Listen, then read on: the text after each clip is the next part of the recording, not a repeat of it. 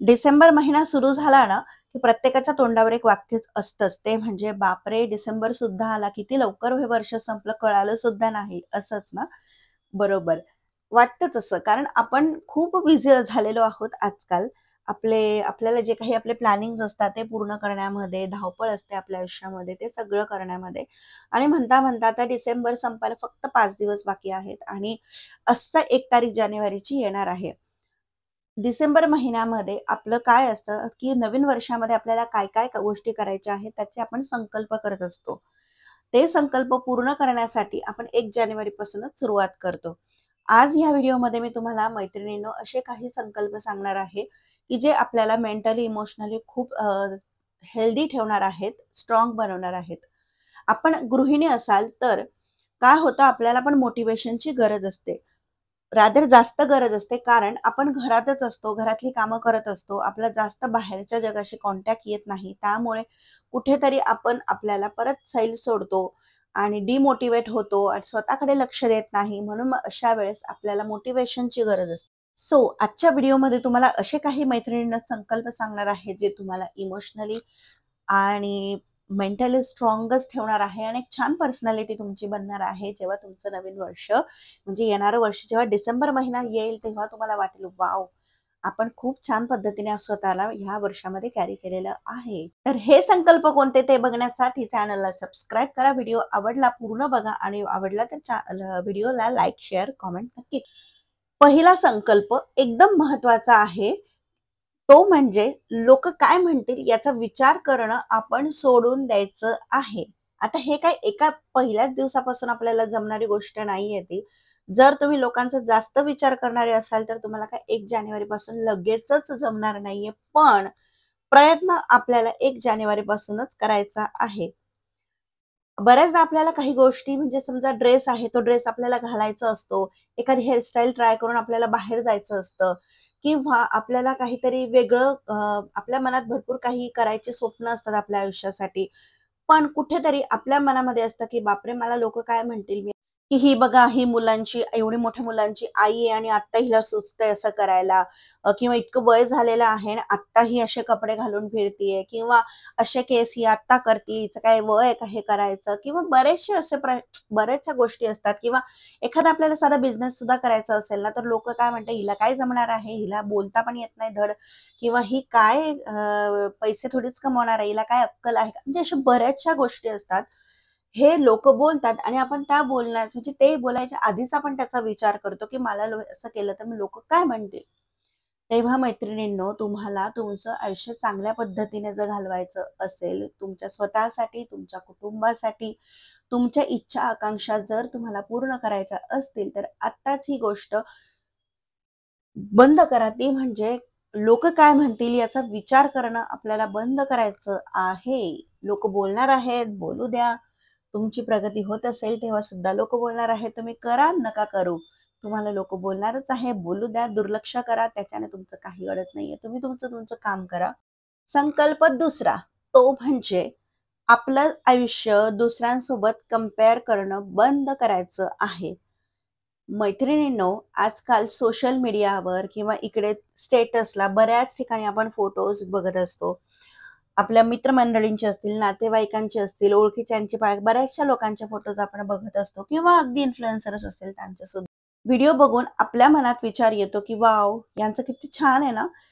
हिचा नवरा किती छान हिला सरप्राइजेस देतो, फिरायला नेतो किंवा हिची सासू हिच्यासोबत किती छान वागतीये. त्यानंतर हिच्याकडे किती छान-छान ड्रेस आहेत, ही किती मस्त करते, हे घेते वगैरे अशा बऱ्याचशा कंपॅरिझन आपण कुठेतरी ना करायला लागतो ते व्हिडिओज, फोटोज सगळं बघून. ते आपल्याला सर्वात आधी बंद करायचं आहे. ती रील असते एक तर 30 सेकंडची, 60 सेकंडची. त्यामध्ये काही त्यांचं पूर्ण आयुष्य नसतं. ते रील असतात. रिॲलिटीमध्ये त्यांना पण भरपूर टेन्शन्स असतील, भरपूर त्यांचे वेगळ्या प्रकारचे प्रॉब्लेम्स असतील. ते आपल्याला काहीच माहीत नसतं. म्हणून मग त्या एका फोटोकडे, त्या एका रीलकडे बघून आपलं आयुष्य किती खराब आहे, आपल्या आयुष्यामध्येच कसंच आपल्याला काहीच नाहीये किंवा जी काही कमी आहे ती माझ्यामध्येच आहे किंवा आपले हसबंडच तसे नाहीयेत, माझ्या घरचेच तसे नाहीयेत, सो कॉल्ड फिल्मी वातावरण माझ्या घरामध्ये नाहीये. किंवा माझे बर्थडे झाले तरी अगदी साध्या पद्धतीने होता, तो तिचा बर्थडे कसा छान झाला होता तसा माझा नाही. हे सर्व आपल्याला बंद करायचं आहे. कंपॅरिझन करण्यापेक्षा आपण आपल्या आयुष्यामध्ये काय इम्प्रूव्हमेंट करायची आहे याबद्दलचा विचार करायचा आहे. एक गोष्ट लक्षात ठेवायची, जिथे तुमची कंपॅरिझन सुरू होते तिथे तुमच्या दुःखाला सुद्धा सुरुवात होते. त्यामुळे कंपेअर करणं आपण ह्या वर्षापासून सोडून देणार आहोत. नेक्स्ट संकल्प असा करायचा, की रडगाणं करणं किंवा सिम्पथी मिळवणं आपण बंद करायचं आहे. प्रत्येकाच्या आयुष्यात ना काही ना काहीतरी प्रॉब्लेम्स हे असतातच.